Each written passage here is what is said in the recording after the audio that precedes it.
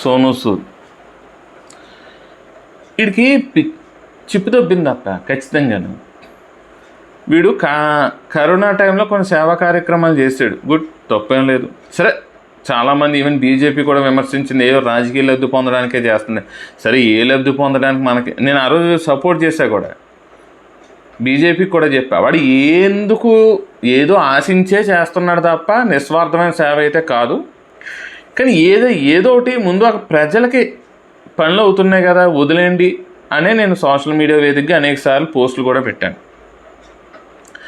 ఆ తర్వాత ఈ సేవా కార్యక్రమాలన్నీ అయిపోయాక నెమ్మదిగా చెల్లికి పంజాబ్లో కాంగ్రెస్ ఎమ్మెల్యే టికెట్ ఇప్పించాడు. ఘోరాతి ఘోరంగా ఓడిపోయింది ఆవిడ, దాంతో తప్పుకున్నాడు. ఇప్పుడు సేవా కార్యక్రమాలు వదిలేసి సెక్యులర్ విధానం తీసుకున్నట్టున్నాడు. ఇప్పుడు కావడి యాత్ర అని ఒక యాత్ర జరుగుతుంది ఉత్తరప్రదేశ్లో, ఈవెన్ హర్యానాలో కూడా జరుగుతుంది. ఏంటంటే శివభక్తులందరూ కూడా ఒక కావిడి తీసుకుని వాళ్ళ ఊరు నుండి నడుచుకుంటూ వచ్చి పుణ్య నదుల్లో, అంటే గంగా, యమున, సరస్వతి లాంటి నదుల్లో నీళ్లు తీసుకుని మళ్ళీ నడుచుకుంటూ వాళ్ళ ఊరు వెళ్ళి ఏ శివాలయంలో వీళ్ళు రెగ్యులర్గా పూజలు చేస్తారో ఆ శివాలయాల్లో ఉన్న శివలింగానికి అభిషేకం చేస్తారు. ఇది చాలా పవిత్రంగా సాగుతుంది. ఇలా సాగుతున్నప్పుడు ఇది అక్కడ భోజనాలు ఇవన్నీ చేస్తూ ఉంటారు కదా, చేస్తున్నప్పుడు వాళ్ళ పవిత్రతకి ఎటువంటి భంగం, అంటే చాలా చెప్పులు కూడా లేకుండా వెళ్తారు. సో అలాంటప్పుడు వాళ్ళు నాన్ వెజ్ అది కూడా తినరు, శుచిగా శుభ్రంగా కూడా ఉండాలి. అంటే వాళ్ళ చేసిన యాత్ర అత్యంత పవిత్రంగా చూసుకోవాలి.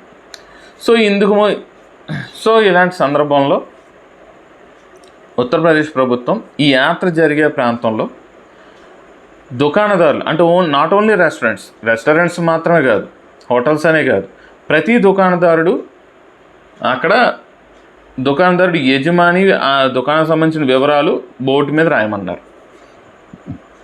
కారణం ఉంది, ఎందుకంటే ఇప్పుడు హలాల్ చేస్తున్నారు, తప్పులేదు. నువ్వు ముస్లింవి, హలాల్ చేసుకో, నీ మతస్థుడికి పెట్టుకో. హిందువులకి క్రైస్తవులకి ఎందుకు పెట్టడం? నువ్వు పెట్టకూడదు కదా. ఎందుకంటే ఇప్పుడు హిందువులు జక్కా విధానం పాటిస్తారు, అలా పాటించి కోసిన మాంసాన్ని నువ్వు తింటావా? ముస్లింవి నువ్వు తినవు, ఎందుకు? మీ హిందువుల ప్రసాదం అయింది నేను తిన్నంటావు.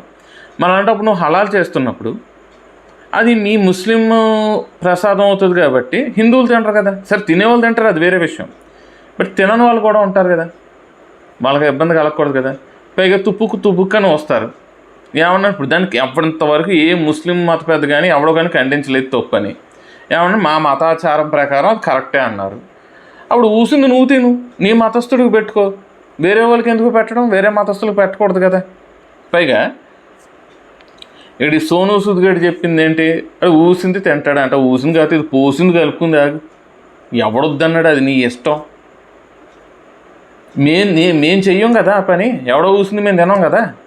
ఇప్పుడు మన ఇళ్లలో పూజలు చేస్తున్నప్పుడు అనేక సందర్భం, సపోజ్ వారాలే చేస్తాం, సోమవారం చేస్తాం, మంగళవారం చేస్తాం, శుక్రవారం, శనివారం, ఆదివారం, ఇలా వారాలు చేస్తాం. వారాలు చేస్తున్నప్పుడు మనం నాన్ వెజ్ తినాం, ఇంట్లో వాళ్ళ ఎంగిల్ కూడా తినాం ఆ రోజు. అంత పవిత్రంగా ఉంటాం, అంత పక్కాగా పూజ అనేది చేస్తాం. అంటే ఆడెవడో ఊసి ఎంగిల్ చేసింది మనం ఎందుకు తింటాం?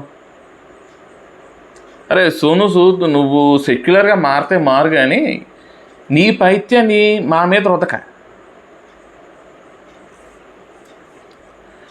ఇంకో విషయం ఏంటంటే, యాక్చువల్గా దుకాణదారుల ఓనర్ పేర్లు రాయాలి అని చట్టం తీసుకొచ్చిందే ములాయం సింగ్ యాదవ్, సమాజ్వాదీ పార్టీ హయాంలో తీసుకొచ్చారు. కొన్ని చోట్ల ఇంప్లిమెంట్ చేశారు, తర్వాత చట్టం తీసుకొచ్చి వదిలేశారు, దాన్ని కొంచెం పట్టించుకోలేదు. ఇప్పుడు ఆ చట్టాన్ని ఇంప్లిమెంట్ చేస్తున్నారు.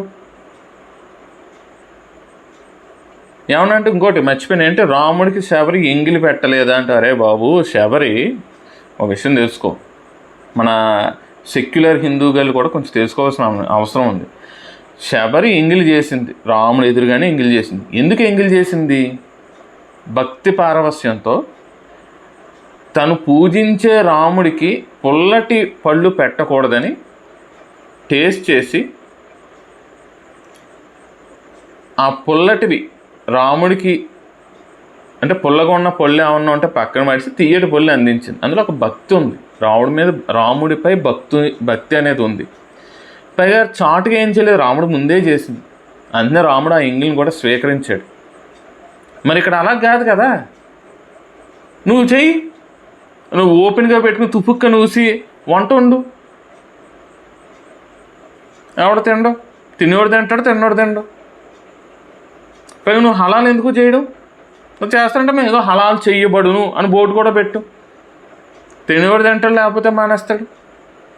మా హోటల్లో నాన్ వెజ్ పెడుతున్నాము, ఇదిగో నిన్నటి వరకు మేము నాన్ వెజ్ వండాం, ఈరోజు మేము నాన్ వెజ్ లేదు, పక్కన పడేసి అవన్నీ శుభ్రంగా కడిగేసి దీపాలు అన్నీ చేసేసి శుభ్రంగా వండి పెడుతున్నావు, నీ బోర్డు పెట్టు. దానికి ఓకే అనుకున్నాడు వచ్చి తింటాడు, లేకపోతే లేదు.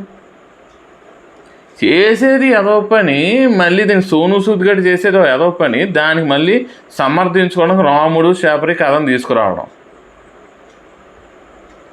అరే బాబు, వీడు సినిమాల్లో ఖాళీగా ఉండి బ్రెయిన్ దొబ్బినట్టుంది, ఎవడైనా వీడు కొంచెం అవకాశాలు ఇవ్వంటారు బాబు, సాగు దొబ్బుతున్నాడు అంటే. వీడు ఇంకోటి ఏంటి, రాజకీయాల్లోకి మళ్ళీ వస్తాడు వీడు, వాడో వాడి చెల్లో భార్య ఎవరో ఒకరు వస్తారు. కాబట్టి ఇప్పుడు ఈ బాధ ఏంటంటే డబ్బులు ఖర్చు పెట్టాడు, పని అవ్వలేదు. సో ఓట్లు కావాలి.